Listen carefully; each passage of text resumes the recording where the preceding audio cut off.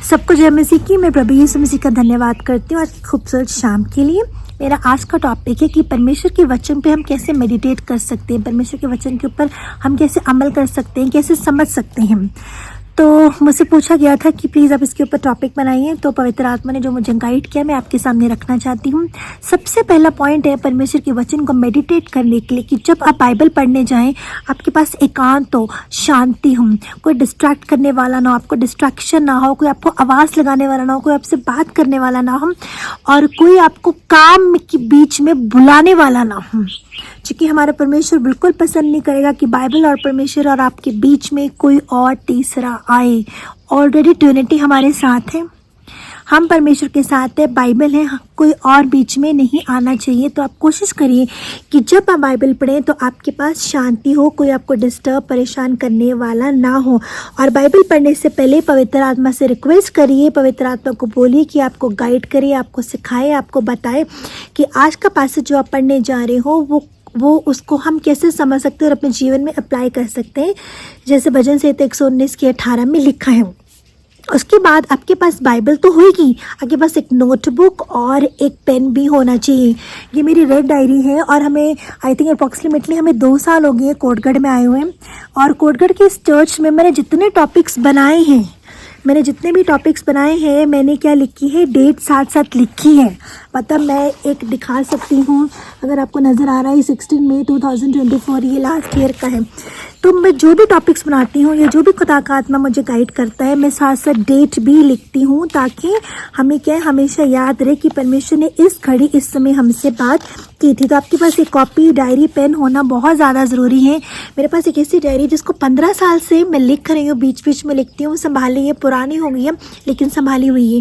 तो परमेश्वर का आत्मा जब हमें गाइड करता है तो हम उस वचन को सिर्फ अपने तक सीमित ना रखें, लेकिन हम दूसरों को भी सिखाने वाले बने। तो वचन पढ़ने से पहले शांति हो, एकांत हो, पवित्र आत्मा से प्रार्थना करें कि पैसेज आपको समझ आए। मैं एक छोटा सा पैसेज लेके, एक छोटे से सिंगल वर्ड्स लेके आपको समझाना चाहूँगी। जैसे कि मैंने लिया भजन संहिता 23 की 1, भजन संहिता 23:1, साम 23:1 लिया। उसमें लिखा है the Lord is my shepherd I shall not want. इतना बड़े बड़े आपको पैसेजेस, इतने बड़े बड़े आपको चैप्टर्स, बुक्स पढ़ने की ज़रूरत नहीं है। इसको बुक की तरह नहीं पढ़ना कि मैंने ये भी पढ़ लिया, मैंने वो भी पढ़ लिया। नहीं, आप थोड़ा पढ़िए लेकिन आपको वो समझ आए और अपने ऊपर आप अप्लाई कर सकें। The Lord is my shepherd I shall not want. और ये जो पैसेज मैंने पढ़ा है, ये जो वर्स मैंने जो पढ़ी है, इस वर्स को हमने क्या करना है, बार क्या करना है, इसको हमने रिपीट करना है, लाउड इसको बार बोला, यहोवा मेरा चरवाहा है, मुझे कुछ घटी नहीं होगी। Lord is my shepherd I shall not want. हम इसको रिपीट करते रहे और हम ध्यान दें कि ये पैसेज हमसे क्या कहना जा रहा है। The Lord is my shepherd. हम फोकस करें हु गॉड इज, ठीक है, फोकस करने वाला सवाल है। फिर हम ध्यान दें the Lord is my shepherd, यहोवा क्या है, मेरा चरवाहा है।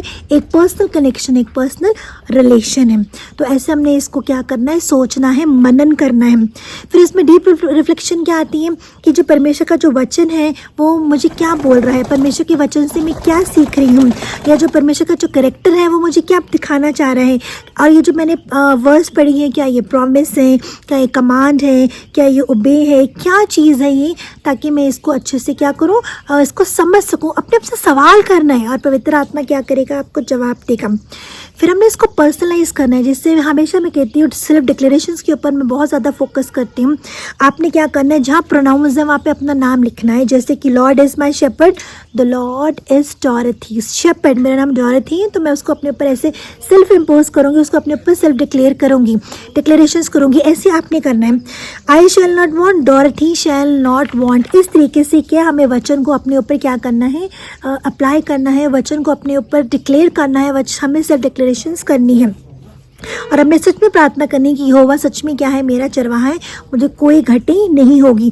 उसके बाद हम इमेजिन करिए, हम इमेजिन कर सकते हैं भजन संहिता 23वें अध्याय को कि जैसे मैं कहाँ पे खड़ी हूँ, यहोवा मेरे साथ हैं, वो मुझे बचा रहे हैं, वो मुझे प्रोटेक्ट कर रहे हैं, वो मेरे साथ चल रहे हैं। हम उसको फील करें, उसको समझें और फिर धीरे धीरे क्या वो जो हमने वर्स पढ़ी इसको हम कोट करें, बार बार हम ऊंचे उसको रिपीट करें अपनी लाइफ में।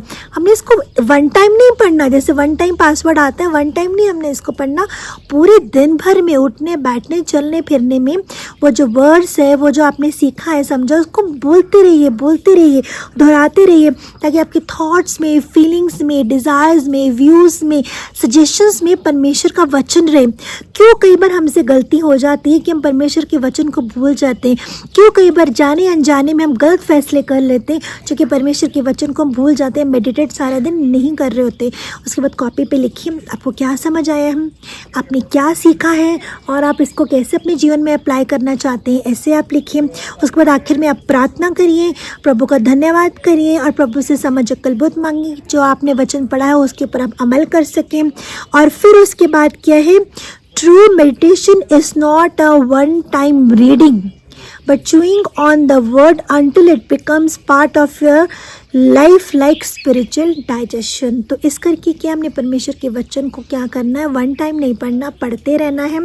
और मैं रिपीट करूँगी, शांति में पढ़ना है, एकांत में पढ़ना है, पवित्र आत्मा की गाइडेंस लेनी है, जो आप पढ़ रहे हैं उसको अपनी लाइफ में सेल्फ डिक्लेयर करना है, ब्लेसिंग्स की तरह उसको अपने क्लियर करना है, पवित्र आत्मा से पूछना है कि मुझे क्या सीखने को मिला है, जो समझ आया उसको नोट डाउन करना है और अंत में प्रार्थना करनी है कि ऐसे परमेश्वर का आत्मा आपको गाइड करेगा। Thank you, God bless you all.